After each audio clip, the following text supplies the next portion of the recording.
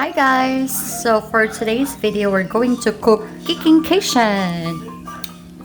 So, the ingredients, of course, raw shrimp. Then we have to have at least 2 kasi siguradong mauubos siya agad. Then next is, ito yung pinaka-secret para masarap siya. Garlic. And then, of course, lemon. And this is my very favorite mussels. Ano nga tawag dito? Tahong. Tahong. Tahong ni Joshua. Then, we have the butter. Tapos, ito yung mga seasonings niya. First is cayenne. Okay. Next is paprika. And then, apart from lemon, yung lemon talaga, we need lemon pepper. Super yummy nito. Super sarap.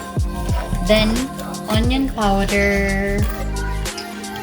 This is Cajun. Depends where you're from. The next is polvo de chili powder.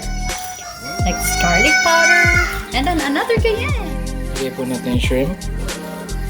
Kasama ko po lahat ng spices dito. Lahat po sila yung kanina. Haluin lang po yan. Nga, haluin mo. Ayan po siya.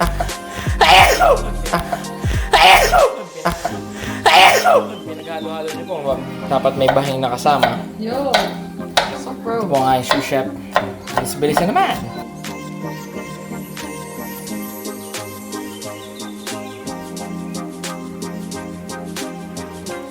Kagaya mga.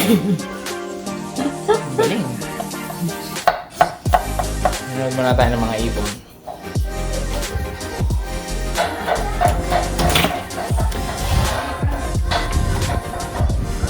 Nice weather.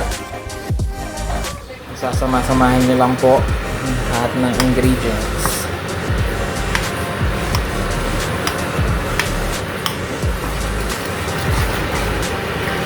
Madami pong science na naganap dito.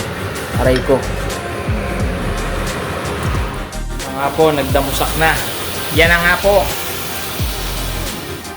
Ang tagal maluto.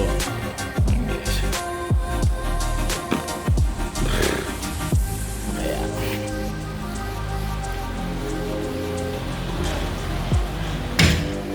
Pag may bata ka, lahat.